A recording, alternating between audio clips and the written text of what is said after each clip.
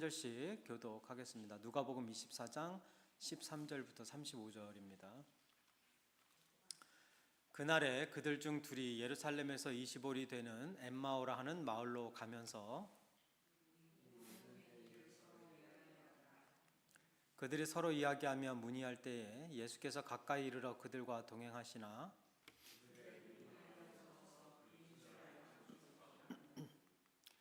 예수께서 이르시되 너희가 길 가면서 서로 주고받고 하는 이야기가 무엇이냐 하시니 두 사람이 슬픈 빛을 띠고 머물러 서더라.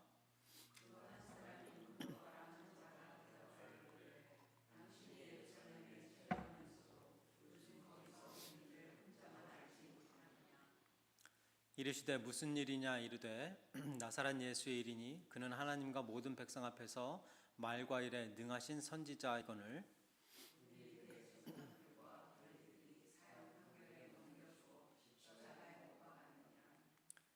우리는 이 사람이 이스라엘을 속량할 자라고 바랐노라. 이뿐 아니라 이 일이 일어난 지가 사흘째요.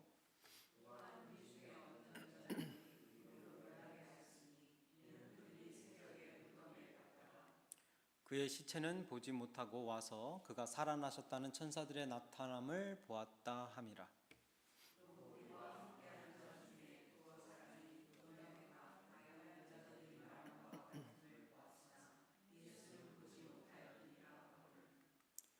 이르시되 미련하고 선지자들이 말한 모든 것을 마음에 더디 믿는 자들이여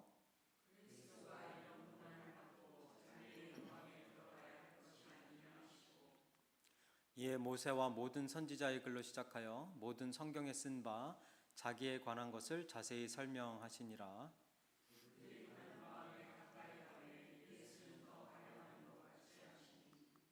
그들이 강권하여 이르되 우리와 함께 유하사이다. 때가 저물어가고 날이 이미 기울었나이다 하니 이에 그들과 함께 유하러 들어가시니라.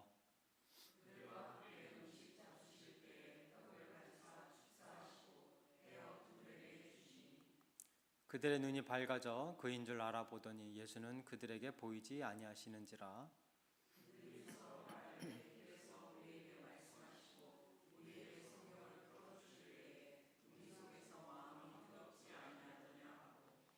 곧 그때로 일어나 예루살렘에 돌아가 보니 11 제자 및 그들과 함께한 자들이 모여 있어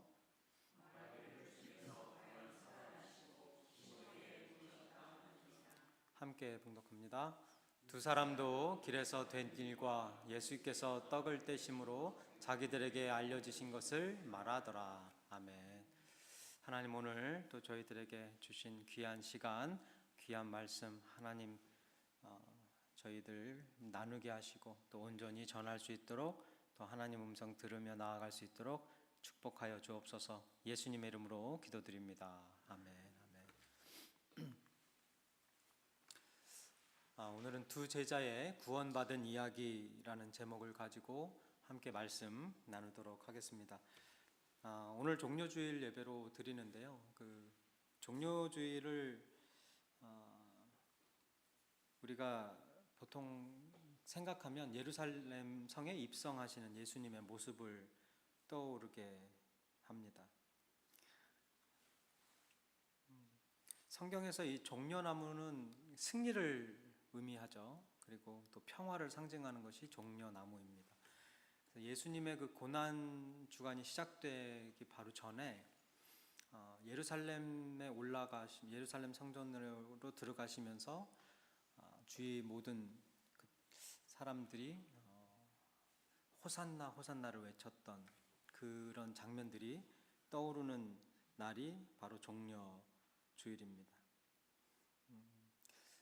오늘은 본문 이제 부활하신, 그러니까 예루살렘 성전에 입성하시고 그리고 고난 주간을 거쳐서 십자가, 그 성금요일의 십자가의 죽으심과 그리고 부활하신 그 예수님이 만났던 두 제자의 구원의 이야기를 오늘 좀 함께 좀 나누고자 합니다. 오늘 본문에 등장하는 두 제자를 보면서 저희들의 어떤 신앙의 모습들, 또 신앙생활의 모습들도 같이 또 이렇게 생각을 해볼 수가 있겠는데요.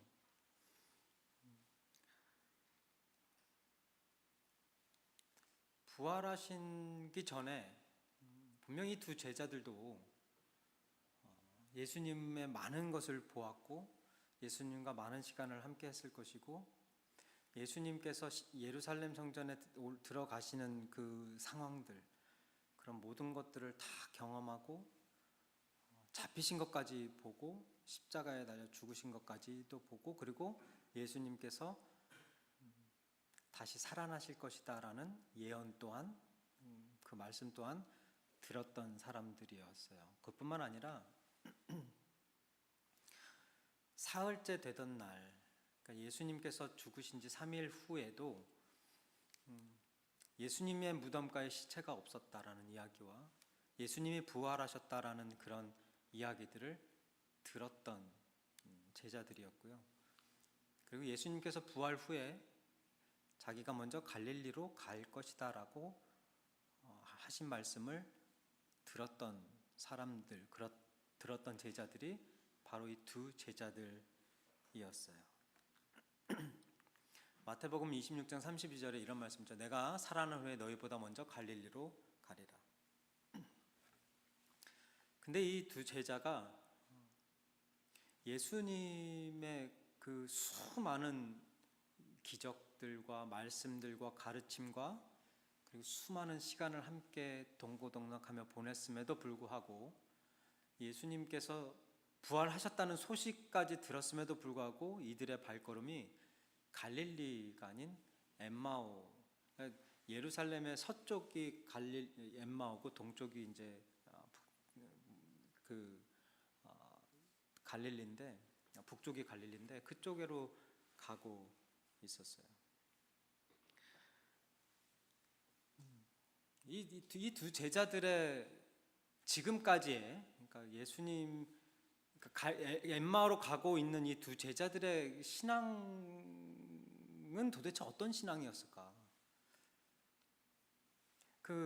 최소한 3년여 동안 예수님을 같이 따라다니면서 많은 것들을 경험한 그 제자라고 이름이 불려진 그들의 신앙은 도대체 무슨 신앙이었을까? 이런 생각을 해보게 됩니다.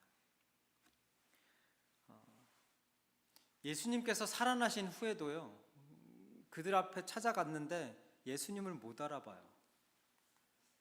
오늘 보면 15절, 16절 그들이 서로 이야기하며 문의할 때에 예수께서 가까이 이르러 그들과 동행하시나 그들의 눈이 가려져서 그인 줄 알아보지 못하거늘. 우리가 이런 정황들로 쭉 해서 볼 때 이들의 아직까지 이들의 어떤 신앙, 지금까지 제자라고 불림을 받으면서 살아왔던 그 삶에 있어서의 그들의 신앙과 그들의 믿음이 완성된 믿음이 아니었겠구나. 어쩌면 거짓 믿음이었고 거짓 제자의 삶이었구나라는 것을 우리가 알 수가 있어요. 예수님을 따라다니던 제자들이었고요.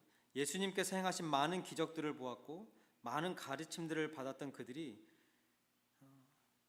사실 이런 것들이요, 그들의 그런 모습들이 진정한 믿음을 가지고 했던 것이 아니라는 사실, 이게 예전에는 저희들에게 큰 충격으로 다가왔었어요. 아니 어떻게 교회 다니면서, 아니 어떻게 신앙생활을 그렇게 오래 하면서, 아니 어떻게 예수님을 그렇게 따라다녔고 기적을 경험하고 또 하나님의 그 은혜 인도하심 다 경험했는데도 불구하고 하나님을 믿지 않았단 말이야? 그 믿음이 가짜 믿음이었단 말이야? 이런 것에 저희가 충격을 받았고 놀랐었어요. 있을 수 없는 일이다라고 생각을 했었는데 요즘에는 그렇게 놀랍지가 않은 일들이에요. 충격적이지가 않은 거예요. 그냥 당연한 것이 되어져 버린 그런 아픈 현실입니다. 교회 오래 다녔어도 하나님 안 믿을 수 있는 게 이게 당연하게 되어진 거고, 직분 받았고 기도 응답도 받았고요, 기적들도 경험했는데도 불구하고, 그리고 수많은 성경 공부와 설교 말씀을 들으면서 신앙생활 해왔음에도 불구하고 가짜일 수가 있겠구나, 거짓일 수가 있겠구나, 이런 게 너무 그냥 자연스럽게 당연시 되어지는 그런 현실의 신앙생활, 교회 생활의 모습입니다. 그리고 또 한 가지는 이런 이 두 제자의 과거의 그 모습들이 지금 현재 나의 모습일 수도 있다라는 그런 생각도 해보게 됩니다. 마태복음 7장 22절 23절 우리가 잘 아는 말씀이죠. 많은 사람들이 예수님의 이름을 부르짖습니다. 주여 주여 우리가 주의 이름으로, 그리고 선지자 노릇하며 하나님의 말씀을 선포한다는 이야기예요. 나눈다는 이야기예요. 가르친다는 이야기예요. 그리고 주의 이름으로 귀신을 쫓아내며 여러 가지 기적적인 일들, 기도를 통해 나아가는 그 성령의 능력들을 경험한다는 이야기입니다. 특히 선교지에 가면 많이 경험하는 내용들이에요. 그래서 주의 이름으로 많은 권능을 행하지 아니하나이까 이렇게 이야기를 해요. 그런데 그때 예수님께서 내가 그들에게 밝히 말하되 내가 너희를 도무지 알지 못하니 불법을 행하는 자들아 내게서 떠나가라 하니라.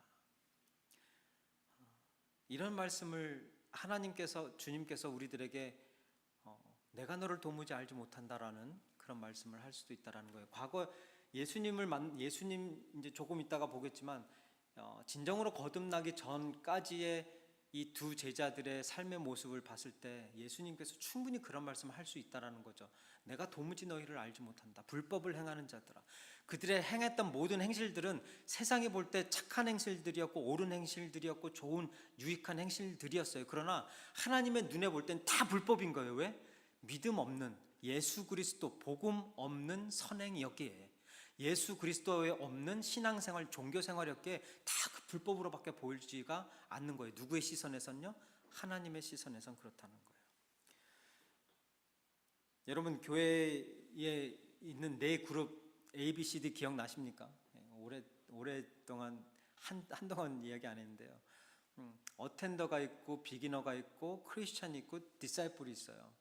오늘 본문에 나오는 이 두 제자는 이 A, B, C, D 중에 어디에 속할 거라고 생각하십니까? 이름은 디사이플로 불려져요. D의 모습이에요. 그렇지만 여기까지 지금까지 이 내용을 봤을 때는 그냥 비기너예요. 비기너에 속해 있어요.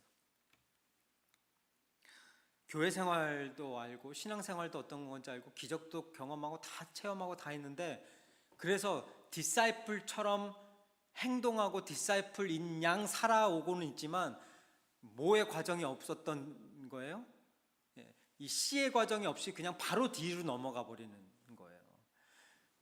크리스천이 되어지는, 그리스도인이 되어지고 거듭남이, 예수 그리스도를 믿는 믿음이 없이 그냥 비기너에서 믿음이 없는 디사이플로 이렇게 건너뛰어 버린 거예요. 그러니까 예수님을 봐도 보이지가 않고 예수님의 약속도 믿지를 못하고, 예수님께서 갈릴리로 오겠다고 하셨으면 일단은 최소한 3일 후에 오신다고 하셨으니까 최소한 그날이라도 엠마오로 가는 게 아니라 갈릴리로 가 있어야죠. 예루살렘으로 가 있어야죠. 그렇게 못한다라는 거예요.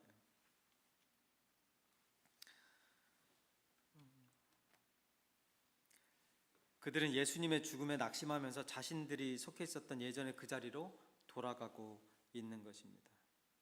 그게 예수님의 약속을 믿지 못했던 자리였고요. 그 발걸음이었고, 지옥으로의 발걸음이었고, 죽음으로의 발걸음이었어요.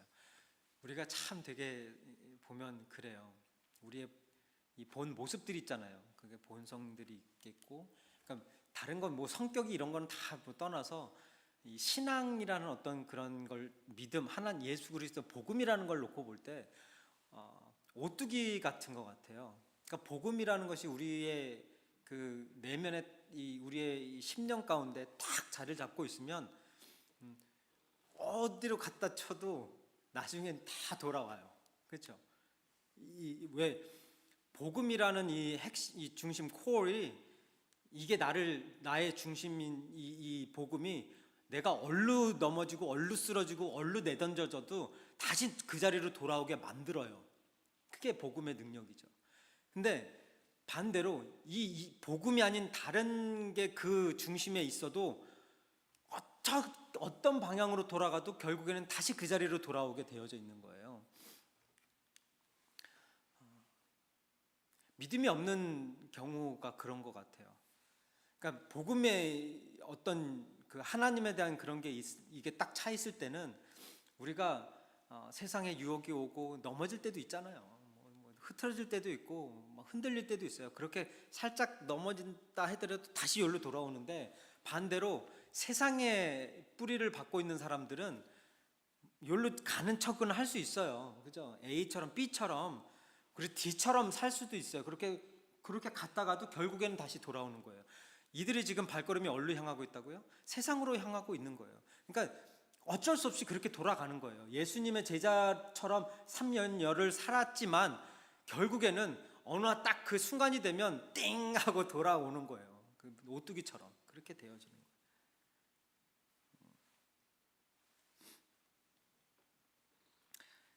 이 두 제자가 바로 아버지에게 등을 돌리고 그 자리를 떠나버린 탕자의 모습과 동일한 모습이고요.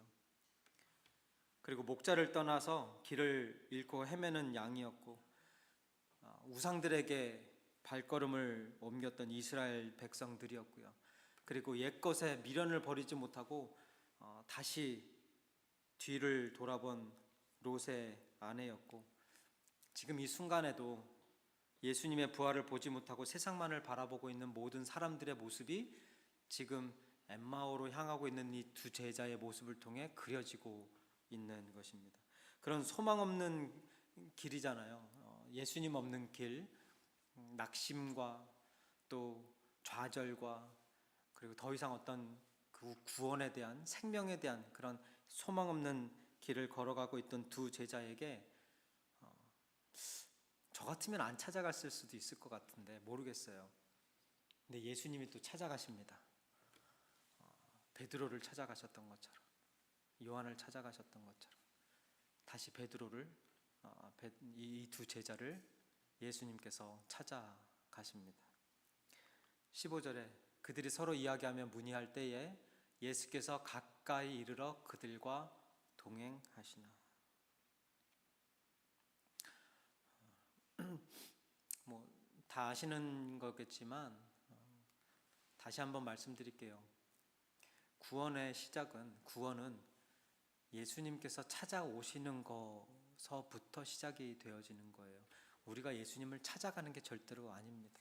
예수님이 우리를 먼저 찾아오신 거예요. 그 은혜를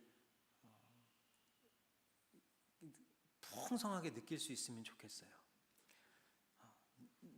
도저히 찾아갈 수 없는 나의 어떤 모습들, 그런 나의 죄악들, 도저히 나는 하나님의 하자도 생각하지 못하는 그런 상황에서조차도, 그리고 하나님을 외면하는 상황에서조차도 하나님의 선택받은 백성들은 하나님께서 찾아오신다는 거예요. 주님이 찾아오신다는 겁니다. 그래서 우리가 지금 누리고 있는 이 구원이 우리가 무엇을 해서, 우리가 예수님을 찾아가서 예수님을 부르짖어서 얻게 되고 누리게 되는 구원의 은혜가 아니라 주님이 먼저 우리를 찾아오셔서 우리에게 말씀하시고 우리들에게 부어주셔서 우리가 누리게 되어지는 은혜라는 거예요. 목자가 길 잃은 양을 찾아 나선 것처럼요. 그리고 10드라크마 주인 기억나시죠? 그 10드라크마 주인이 잃어버린 그 한 드라크마를 찾아 헤매서 결국에는 찾아내는 것처럼 예수님께서 구원하시기로 작정한 영혼을 결국에는 찾아가실 때, 그때야 비로소 구원이 시작이 되어지고 이루어지는 것입니다. 우리는 참 그래요. 제가 이제 우리 자녀들을 이렇게 다 공감을 하실 텐데, 태어날 때는 정말 아무런 힘이 그러니까 응애 뭐 하나 제대로 할 수 없는 그런 요만한 그 생명 덩어리로 태어나요. 그냥 외면하면 그냥 죽어버릴 수밖에 없는, 밥을 주지 아니하고 보호해 주지 아니하면 그냥 이 죽음에 노출되어질 수밖에 없는 그런 게 우리 아이들이잖아요. 근데 이것들이 조금 크면서 이렇게 나이가 먹어가면 지네들이 혼자 큰지 알아요. 그리고 막 무시해요. 아니 내가 없었으면 이 자리에 있지도 않았을 텐데 막 그래요. 참. 그리고 막 승질도 부려요. 어떨 땐 이제 컸다고. 예전에는 야 딱 하면은 그냥 조용했었는데 이제 뭐 이렇게 하면 자기 생각에 억울하다 싶으면 이제 버럭도 해요. 참. 그러면서 또 말은 듣지 않으면서 말은 들어달래요. 막 이것저것 원하는 건 또 왜 이렇게 많아요? 이거 해줘 저거 해. 당연한 듯이 우리가 뭔가 부탁하면 뭔가 대단한 걸 해주는 것처럼 하면서 자기는 당연한 것처럼 우리들에게 요구하고. 근데 정말 혼자선 살 수 없었던 그런 아이가 나이가 크면서 그렇게 되는 것을 보면서 야 어떻게 저럴 수가 있나. 근데 가만히 그 얼굴에 저를 비춰보니까 제가 또 그랬더라고요. 저도 동일하게 그렇게 해서 지금 제가 저를 먹여 살린 것처럼 그렇게 살아오고 있어요. 하나님 앞에 우리가 그런 것 같아요. 막 죽겠다고 저희는 그렇잖아요. 아담에게 성령의 그 생기를 부어 넣어 주시기 전까지 아담은 그냥 먼지였어요. 흙이었단 말이에요. 근데 하나님이 생명을 부어 주셔서 그래서 생명이 된 거, 사람이 된 거잖아요. 우리가 그거를 잊어버려요. 하나님이 우리에게 생명을 부어 주시기 전까지, 예수 그리스도의 복음으로 우리를 구원하시기 전까지 우리는 성령 전의 아담과 똑같아요. 그냥 먼지, 흙덩어리에 불과한데 우리가 어느 정도 되면 뭔가 대단한 것처럼, 뭔가 우리가 하고 있는 것처럼, 한 것처럼 그렇게 여길 때가 있다라는 것입니다. 다시 이야기해서 우리는요, 예수님을 만나기 전까지는 흙먼지에 불과했기 때문에 하나님을 선택할 능력이 없어요. 흙덩어리가, 먼지덩어리가 무슨 생각을 할 것이고 무슨 옳은 판단과 결정을 하겠습니까?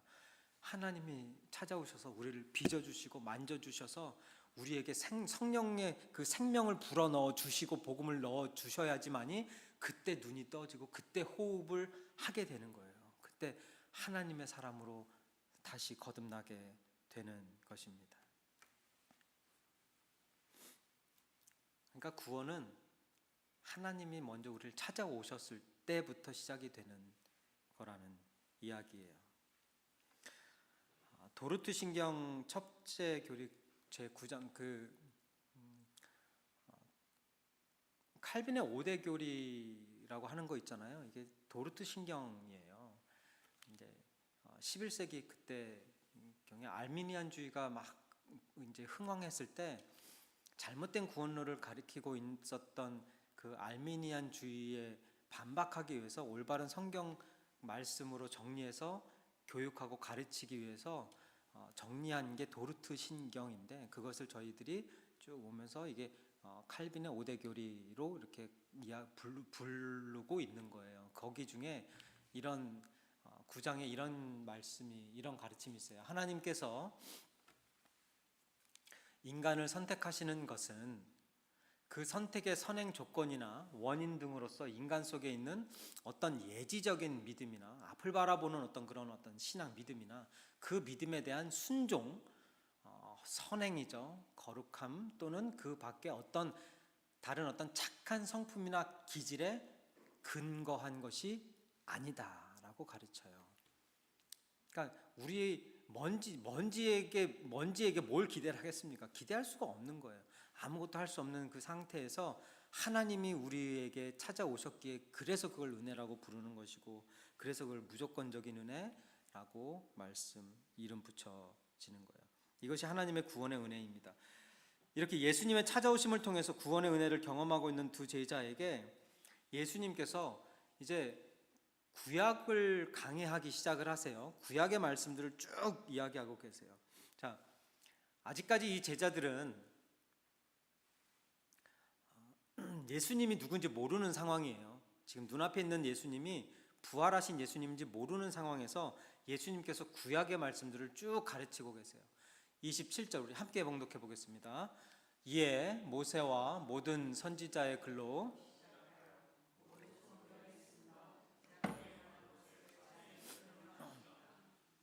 누구에 관한 것을요? 자기에 관한 것을 쭉 설명하는데 자기에 관한 것을 어디를 통해서 설명하고 계신다고 그래요? 모세와 모든 선지자의 글, 그러니까 모세오경, 뭐 역사서, 대선지자서, 소선지자서, 시가서, 모든 그런 것들을 쭉 말씀하면서 그 모든 내용들이 결국에는 나에 대한 얘기야, 예수 그리스도에 대한 얘기야, 너의 영적 구원자에 대한 이야기야, 이거를 말씀하고 계신다라는 거예요. 이게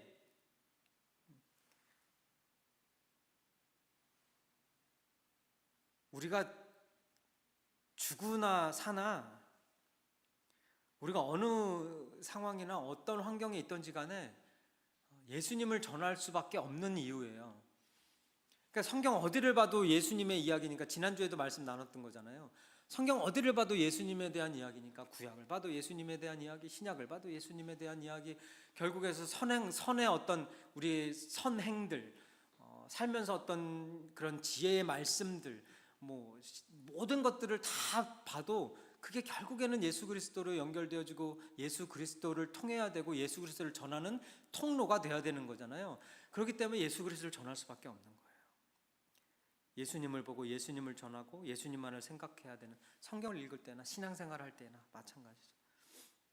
여러분, 죽음의 길을 걸어가고 있었던 이 흙의 상태, 먼지 상태의 두 제자에게 이제 말씀이 뿌려졌어요. 예수님이 찾아오셨고 이제 구약의 말씀을 통한 복음의 메시지가 뿌려졌어요. 그 복음의 단비가 쫙 그들의 심령에 뿌려지니까, 먼지였던 흙이었던 거기에 쫙 뿌려지니까 그들의 마음이 어떻게 반응을 했냐면요, 32절이에요. 그들이 서로 말하되 길에서 우리에게 말씀하시고 우리에게 성경을 풀어주실 때에 우리 속에서 뭐 했다고요? 마음이 뜨겁지 아니하더냐. 이 뜨거움이,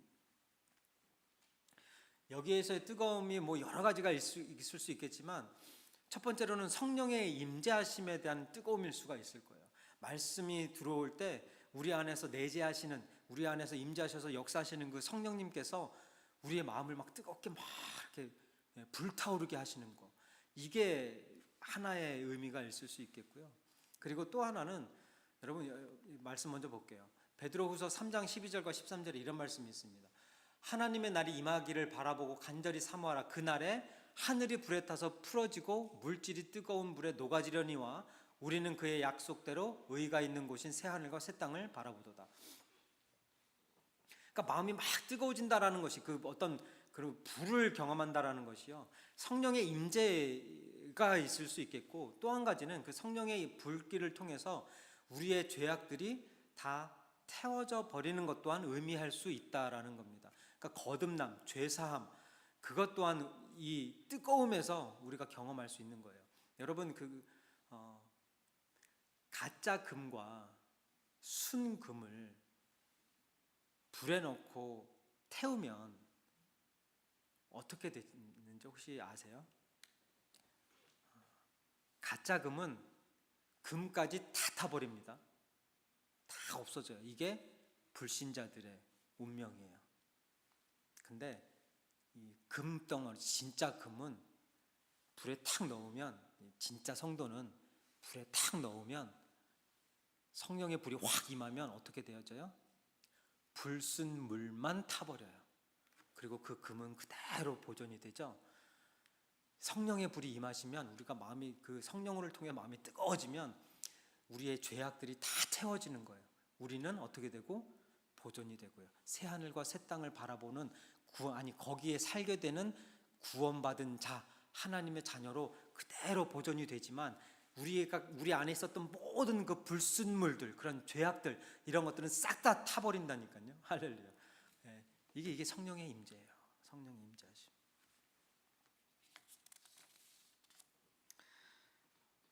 이렇게 예수님의 복음의 메시지가 그들의 심령에 뿌려지고 성령의 임재하심 통해서 뜨거움을 경험하게 되어진 그 순간, 그들에게 있어서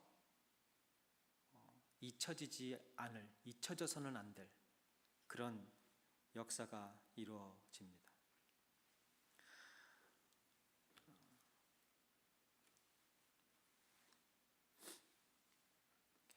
누가복음 24장 30절 31절이에요.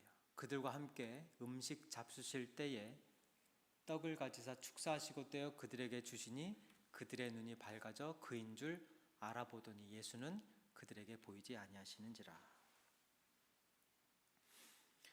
이 예수님께서 주신 떡을 먹을 때 생명이 보존되고 생명을 얻을 수 있다라는 게 언제 예수님께서 하셨던 예언일까요? 혹시 기억나십니까? 요한복음 6장 54, 55절에 내 살을 먹고 내 피를 마시는 자는 영생을 가졌고 마지막 날에 내가 그를 다시 살리리니 내 살은 참된 양식이요 내 피는 참된 음료로다. 자, 이제 좀 정리를 좀 해볼게요. 지금 이게 이 두 제자의 구원 스토리예요. 구원받은 이야기. 그러니까 조금 다 이렇게 이야기하면 예수님께서 한 영혼을 구원하시는 그 과정 속에 필요했던 여정들이 오늘 이 본문 지금까지의 말씀을 통해 쭉 보여주고 있는 거죠.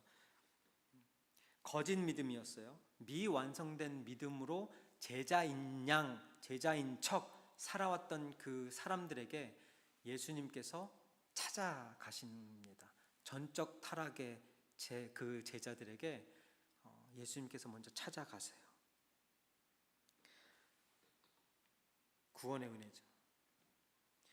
복음의 메시지를 들었던 그 제자들의 마음이 뜨거워집니다. 성령의 임재하심이었고 죄사함이었고 거듭남의 거룩함의 증거였어요. 그 순간이었어요. 그리고 나서 예수님의 그 진정한 피와 살을 의미하는 그 떡을 먹었을 때 그들의 눈이 밝아져서 예수님을 알아보게 됩니다. 이게 거듭남의 순간이고 회심의 순간이에요. 두 제자의 이 구원의 여정이 복음을 상징하는 그 10가지 재앙 중 마지막 재앙인 장자의 죽음 있잖아요. 유월절을 통해서 그리고 이 홍해를 가르는 그리고 광야 생활을 했던 그 이스라엘 백성들 출애굽 사건을 통해서 구약에 있는 모든 내용을 통해서 다 예언되어진 것들이 지금 요 한순간에 다 이루어지는 거예요. 무슨 얘기인지 잘 모르실 거예요.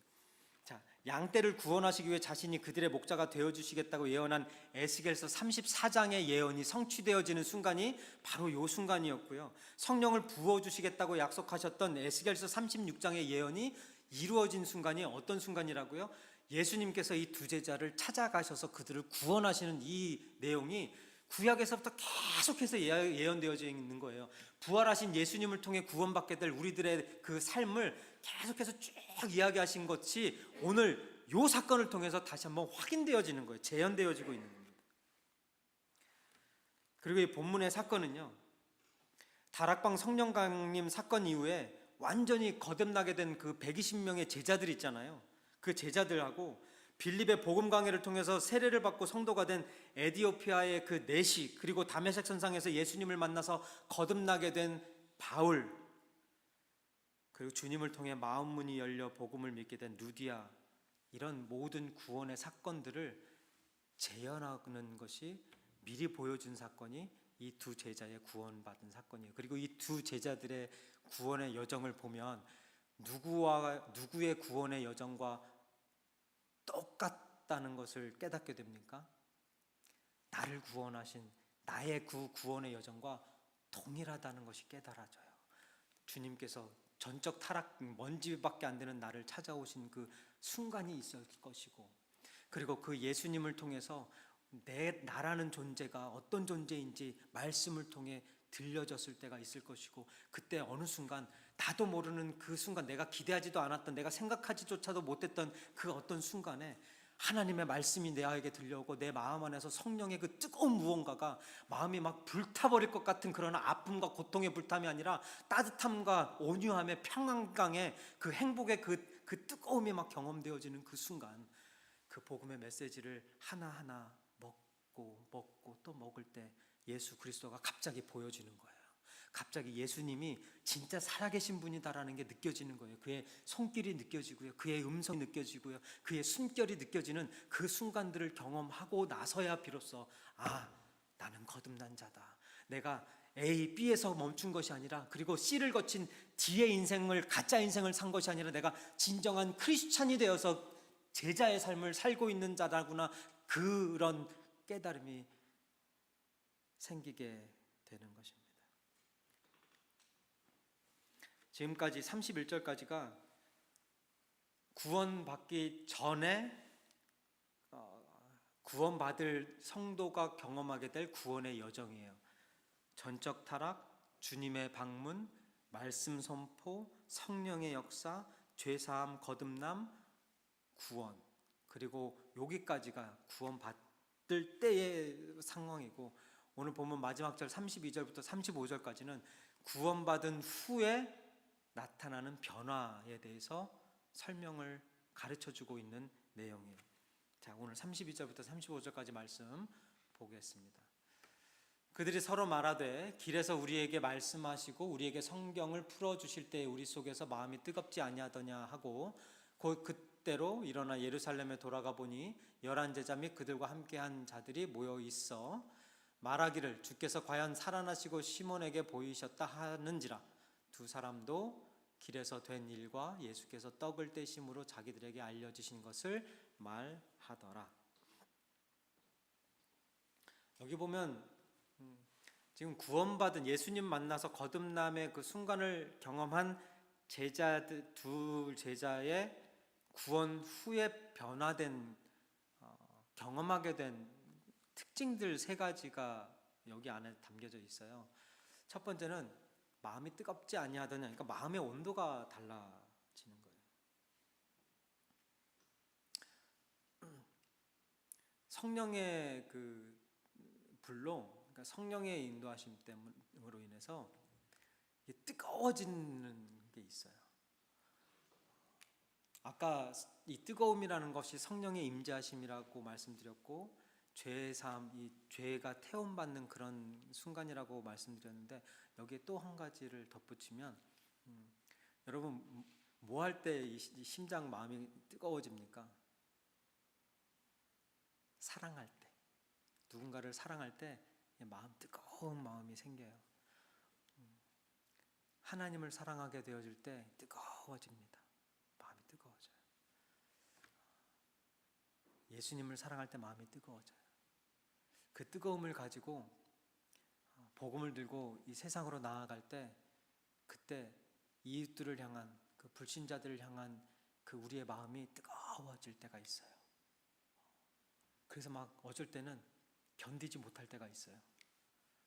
이거 전하지 않으면 안 될 때가 있어요. 막 너무 뜨거워가지고 이게 너무 fired up 돼가지고 어떻게 할 수가 없는 때가 있어요. 그런 경험을 하게 되는 거예요. 첫 번째 경험이 그거였어요. 마음의 온도가 달라져요. 우리 심령의 온도가 달라져요. 냉랭한 게 아니라, 그냥 차가운 저희가 아니라 따뜻하고 뜨겁고 열정적으로 변하게 되는, 그게 성령의 임재의 특징이기도 하겠죠. 그리고 두 번째는 33절에 그때로 일어나 예루살렘에 돌아가 보니. 자, 지금 엠마오라는 자기 고향이겠죠, 자기 집이겠죠. 예전에 자기가 속해 있던 곳으로 가다가 그냥 그렇게 살다가 다시 돌아가는 거예요. 누구 만나러? 예수님 만나러 가는 거예요. 예수님에게로 발걸음이 옮겨지는 거예요. 우리가 세상에서 산다고 해서, 세상에 발걸음이 있다고 해서 우리가 세상 사람이 아니에요. 우리는 항상 어디로, 우리의 이 삶의 방향은 항상 어디를 향해 있습니까? 길게는 새하늘과 새 땅, 천국을 향해 있는 것이고요. 그리고 작게는 하나님의 전 교회를 향한 거고, 또 조금 더 깊이 나아가면 하나님 말씀으로 우리는 항상 세상 어느 곳에 있든지 어느 자리에 있든지 우리의 발걸음은 항상 일로 돌아오는 거예요. 일로 돌아오는 거예요. 예수 그리스도로 돌아오고, 십자가로 돌아오고, 하나님의 은혜로 돌아오고, 계속 돌아올 수밖에 없는 거예요. 나갔다 돌아오고, 집 나갔다가도, 그러니까 저희가 이렇게 쭉 이렇게 있다가도 나중에 다 일이 끝나고 나면 어디로 돌아가요? 집에 가잖아요. 또 그거 같이 우리가 세상에 어떤 일을 막 하다가도 결국에 우리가 돌아가는 곳은 하나님의 저소, 하나님의 자리, 하나님의 그 곁, 그쪽으로 돌아가는 겁니다. 그래서 우리의 구원받은 자들은 발걸음에 우리의 삶의 방향이 바뀌어지는 거예요. 그래서 세 번째로 뭐가 바뀌겠습니까? 삶의 목적이 또 바뀌어져요. 35절에 두 사람도 길에서 된 일과 예수께서 떡을 떼심으로 자기들에게 알려주신 것을 뭐하더라? 말하더라. 자기들에게 알려주신 것, 다시 말해서 자기들이 경험한 것을 전하더라. 간증의 삶, 증인의 삶 살게 되어졌더라. 그래서 그렇게 돼요. 예수님 만나게 되면 예수님을 어떤 방식으로든 어떤 모양으로든 전하게 되어져요. 알릴 수밖에 없어요. 놀라운 일이거든요. 아니, 생각해 보세요. 먼지가 살아났는데, 먼지가 숨을 쉬는데, 제가 이 말씀 준비하면서 우리 아이들 아까 말씀드렸잖아요. 그 피덩어리가 어떻게 이렇게 해가지고 막 자라나는, 그게 저랑 저도 그랬다니까요. 이걸 보면서 야, 정말 부모님의 은혜가 정말 대단하구나라는 생각이 들었는데, 더 큰 은혜는 하나님의 은혜잖아요. 이건 피덩어리도 아니고 그냥 먼지 조각인데, 흙덩어리인데, 이걸 경험하게 되니까 이게 놀라운 기적이잖아요. 그러니까 전할 수밖에 없어요. 그럴 수밖에 없어요. 그래서 구원받고 나니까 삶의 목적이 바뀌더라. 삶의 목적이 변하더라. 이 세 가지 기억하시기 바랍니다. 쭉 구원의 여정을 경험하고 나서 구원받은 거듭남의 순간이 지나고 나니까 마음의 온도가 달라지고 우리의 발걸음의 방향이 달라지고, 방향이 달라지니까 당연히 모두 달라져요. 삶의 목적 또한 달라지더라. 여러분, 이제 말씀 마무리 짓겠는데요. 예수님께서 부활하신 날은 2000여 년이 지났지만 그 예수님께서 두 제자와 함께 하시고 그들의 마음을 뜨겁게 하시고 눈을 밝혀주시고 삶을 변화시켜 주셨던 것처럼 지금 이 순간에도요, 그 부활의 주님은 우리를 찾아오셔서 우리의 마음을 뜨겁게 해주시고요, 우리의 눈을 밝히시고 우리의 마음을 뜨겁게 해주시고 우리가 예수님을 바라볼 수 있도록, 알아볼 수 있도록 우리의 마음을 열어주시고 우리의 발걸음과 우리의 삶의 목적을 바꿔주시는 분이 예수님이십니다. 그 부활의 주님, 생명의 주님을 특별히 이번 고난주간 종료주일임에도 불구하고 부활 후에 예수님의 말씀을 나누고 싶었어요. 이 고난주간을 통해서 그 살아 역사하시는 예수님, 부활의 예수님, 생명 주시는 예수님, 그 예수님을 이 한 주간, 오늘부터 고난주간이 시작되고 성금요일 또 부활주일까지 쭉 이어지는데 이 한 주간 동안 깊이 묵상하시고, 우리는 죽은 예수님을 만나는 게 아니잖아요.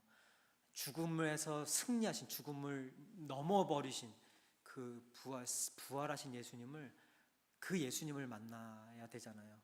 그 예수님을 이 고난주간을 통해서 만나시고 함께 그 예수님과 십자가를 같이 함께 짊어지고 하루하루 예수 그리스도의 그 고난 같이 경험하면서 거기서 끝나는 것이 아니라 예수님의 그 부활의 기쁨과 그 승리의 기쁨 또한 우리가 풍성하게 느끼는, 경험하는 그런 2026년 고난주간 그리고 부활주일 되어질 수 있기를 주님의 이름으로 축원드립니다.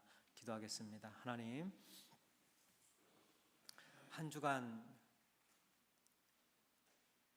주간밖에 아니지만 그 짧은 시간 동안 수많은 고통과 고난을, 수모를 경험하며 아픔과 고통을 지나 십자가의 은혜, 구원의 은혜를, 부활의 은혜를, 또 생명의 소망을 저희들에게 주신 예수님, 그 예수님을, 그 부활의 예수님을, 생명의 예수님을 오늘 종료주일을 시작으로 고난주간이 시작되어지는 또 내일부터 그 예수님과 함께 동행하고 예수님과 함께 하루하루를 십자가로 만들어가는 그런 은혜의 고난주간 되어질 수 있도록, 그리고 부활주일 되어질 수 있도록 우리 한 주간을 준비시켜 주시고 마음을 뜨겁게 하시고 성령 충만함으로 한 주간 살아갈 수 있도록 하나님 인도하여 주옵소서.